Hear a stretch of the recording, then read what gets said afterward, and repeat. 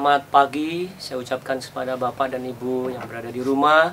Selamat kembali kita berkumpul dan bertemu kembali dalam sarapan pagi, sarapan rohani yang memberikan kekuatan dan kesehatan buat tubuh kita semua. Puji nama Tuhan. Hari ini saya akan membawa topik tentang kasih. Kalau kita berbicara tentang kasih,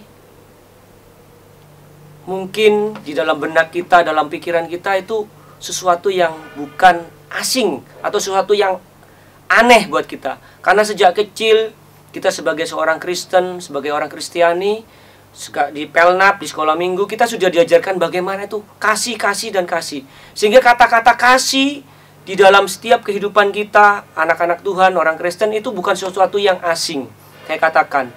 Tetapi yang menjadi pertanyaan saya, apakah kita sebagai anak-anak Tuhan, sebagai orang Kristen, sudah benar-benar hidup di dalam kasih?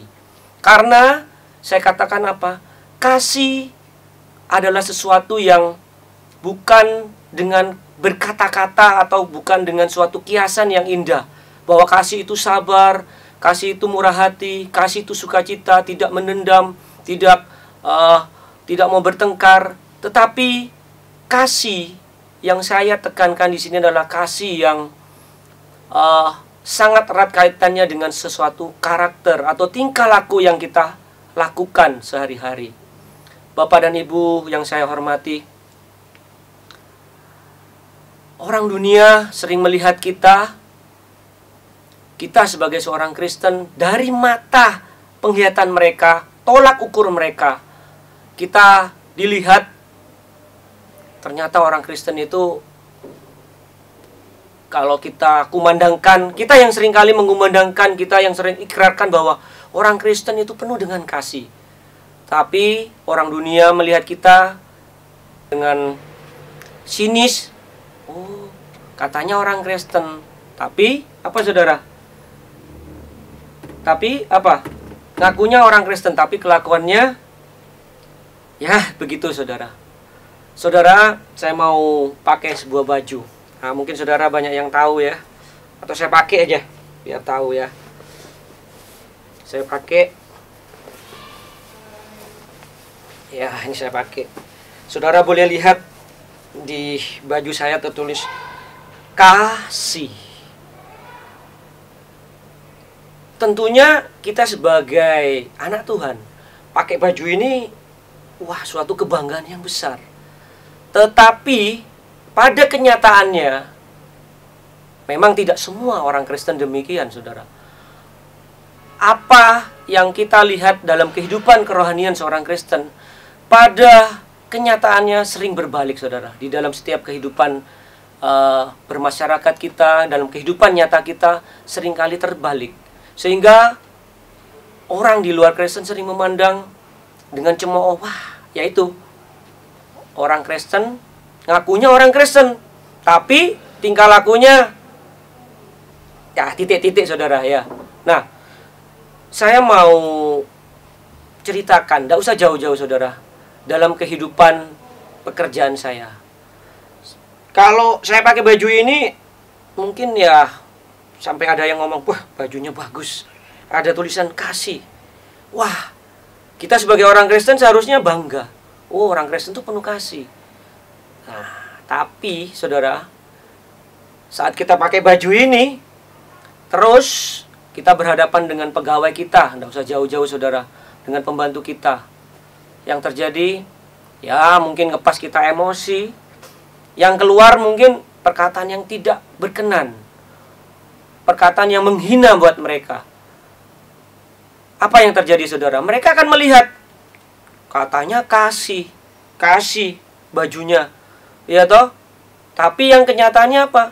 Mereka menganggap kita tidak punya kasih. Mereka akan menghina kita, saudara. Karena mereka melihat kita sebagai orang Kristen yang kasih, karena kita melihat itu semua dari teladan Yesus Kristus. Karena Yesus mengajar kita tentang, di dunia ini mengajarkan tentang kasih karunia, anugerah, kebaikan, mujizat, saudara.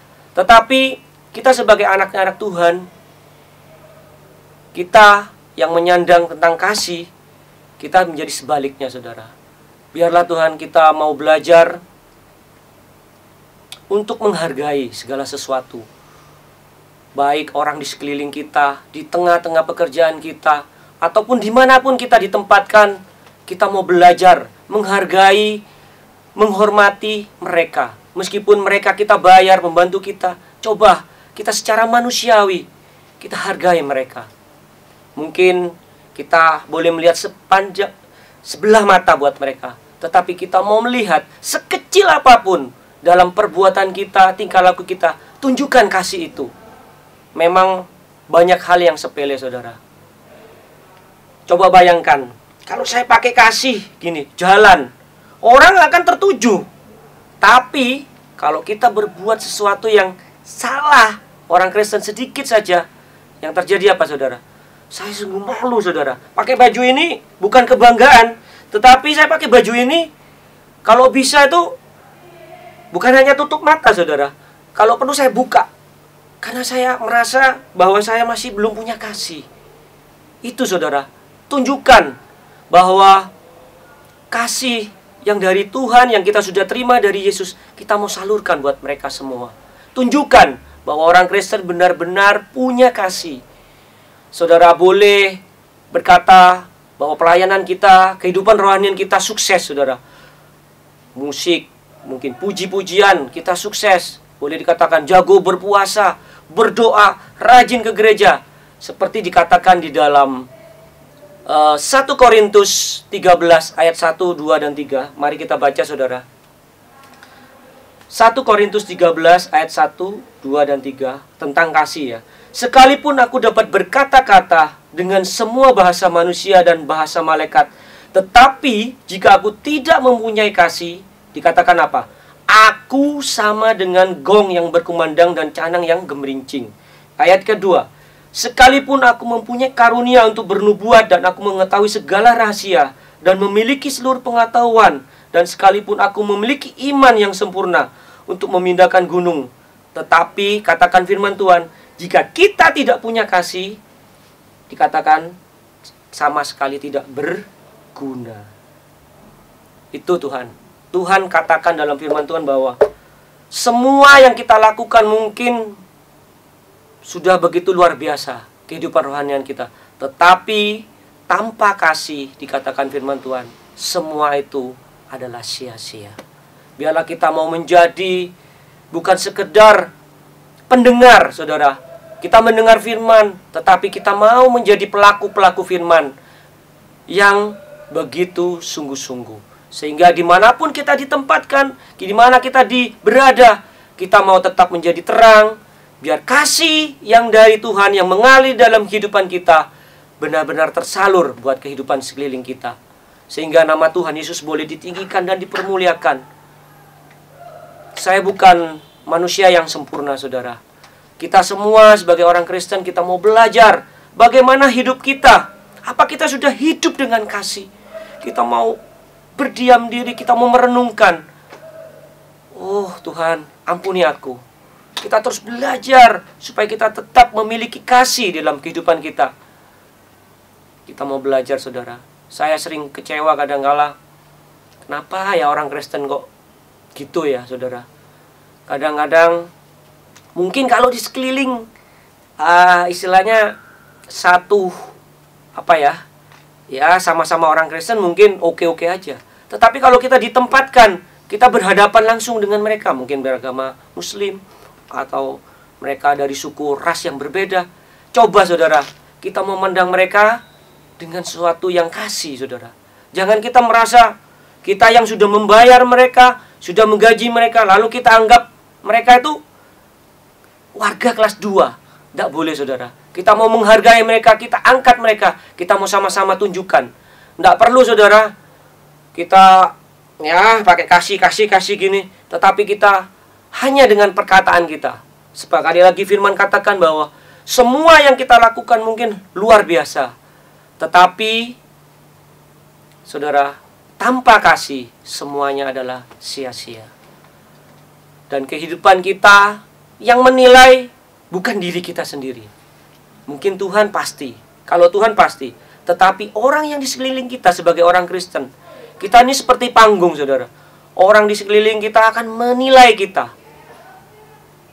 Bahwa orang Kristen dilihat dari buahnya.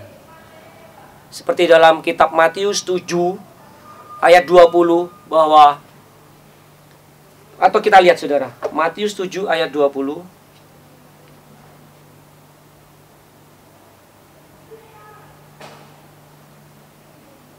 Jadi dari buahnya lah kamu akan mengenal mereka. Jadi kita sebagai seorang Kristen, orang menilai kita dari buah kita, bukan dari apa-apa kita. Saudara, tidak mungkin sebuah pohon yang baik menghasilkan buah yang buruk, atau pohon yang tidak baik menghasilkan buah yang baik. Kalau kita maunya kasih di dalam hidup kita, nyata dalam kehidupan kita, maka buah yang kita hasilkan adalah buah-buah yang baik juga. Sehingga orang boleh melihat kehidupan kita sebagai seorang Kristen, bahwa orang Kristen itu betul-betul punya kasih, bukan hanya dengan perkataan. Lakukan, perkatakan firman Tuhan di dalam setiap kehidupan kita. Kita mau sama-sama belajar lebih peka, hidup dengan seksama, hidup dengan cermat, hidup dengan bijaksana. Setiap waktu kita gunakan dengan sungguh-sungguh, kita pergunakan dengan hikmat, supaya waktu yang tersedia buat kita, untuk orang-orang di sekeliling kita bisa melihat, kita pergunakan dengan bijaksana.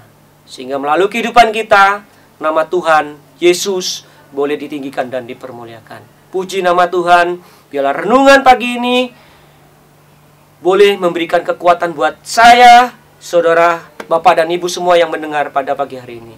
Puji nama Tuhan. Tuhan Yesus memberkati. Haleluya. Amin.